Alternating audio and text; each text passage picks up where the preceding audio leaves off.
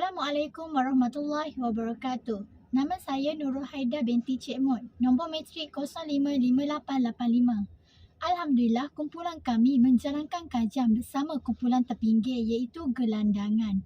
Hasil temu bual yang diperoleh sedikit sebanyak membantu kumpulan kami dalam menyiapkan tugasan. Ini merupakan kajian lapangan yang pertama yang dilakukan oleh kumpulan kami berikutan wabak COVID-19 dan ini membuatkan kami berasa amat teruja. Banyak pengajaran yang kami perolehi dari menemu bual golongan gelandangan ini sebagai persediaan kami untuk bakal menjadi pekerja sosial setelah tamat pengajian nanti. Kami menjalankan temu bual dengan membekalkan makanan dan minuman kepada golongan gelandangan dan banyak nilai yang saya perolehi iaitu semangat kerjasama antara ahli kumpulan. Selain itu, banyak ilmu dan pengalaman yang saya perolehi dari menemu bual golongan gelandangan ini juga.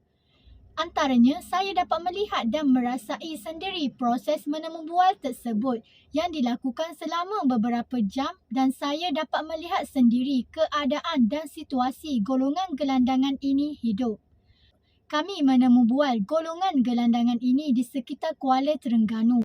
Terdapat 5 orang golongan gelandangan yang telah kami temu bual dengan masalah-masalah yang berbeza. Secara keseluruhan dari hasil temu bual yang kami jalankan bersama golongan gelandangan, dapat kami simpulkan bahawa golongan tersebut amat memerlukan bantuan daripada orang sekeliling, terutamanya keluarga, masyarakat dan agensi-agensi yang terlibat. Sebagai pekerja sosial, salah satu langkah untuk membantu golongan gelandangan adalah dengan melakukan motivasi. Motivasi amat penting untuk diberikan kepada golongan gelandangan bagi membina dan memulihkan semangat mereka dalam menjalani kehidupan yang bakal ditempuhi. Antara motivasi yang boleh diberikan kepada golongan ini adalah mengenai cara untuk mendapatkan pekerjaan yang sesuai kepada mereka dengan menggandakan usaha yang berterusan.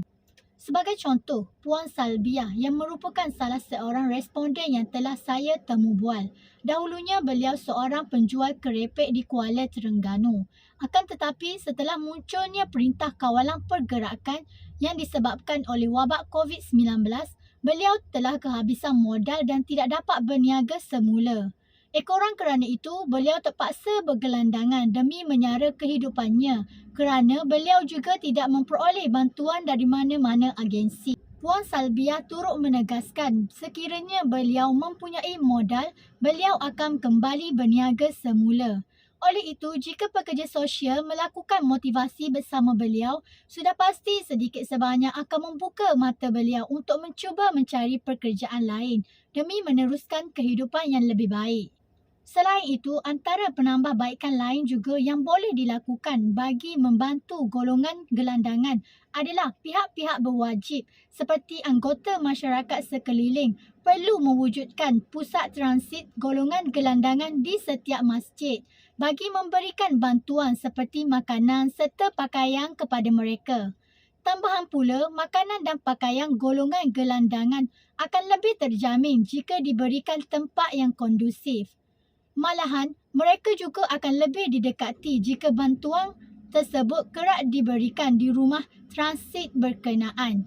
Hubungan antara golongan gelandangan dan anggota masyarakat turut dieratkan dan diperkukuhkan. Sebagai contoh, Puan Lah yang merupakan salah seorang responden yang telah saya temu bual. Beliau merupakan seorang warga emas. Beliau terpaksa bergelandangan bagi menyara kehidupannya, memandangkan beliau sebatang kara serta beliau juga tidak memperoleh bantuan daripada mana-mana pihak. Beliau juga tidak berpelajaran tinggi. Oleh itu, beliau tidak mampu untuk mengakses kepada bantuan-bantuan yang disediakan oleh agensi-agensi seperti Jabatan Kebajikan Masyarakat. Memandangkan bantuan tersebut hendaklah dipohon secara atas talian. Dalam hal ini, responden tersebut memerlukan tunjuk ajar atau sokongan daripada orang sekeliling bagi membantunya memperoleh bantuan daripada agensi-agensi tersebut. Kesimpulannya, subjek kerja sosial dengan kumpulan terpinggir banyak membantu saya dalam meningkatkan keyakinan diri dalam memberikan dan mengemukakan idea serta memberikan kerjasama yang baik terhadap ahli kumpulan yang lain.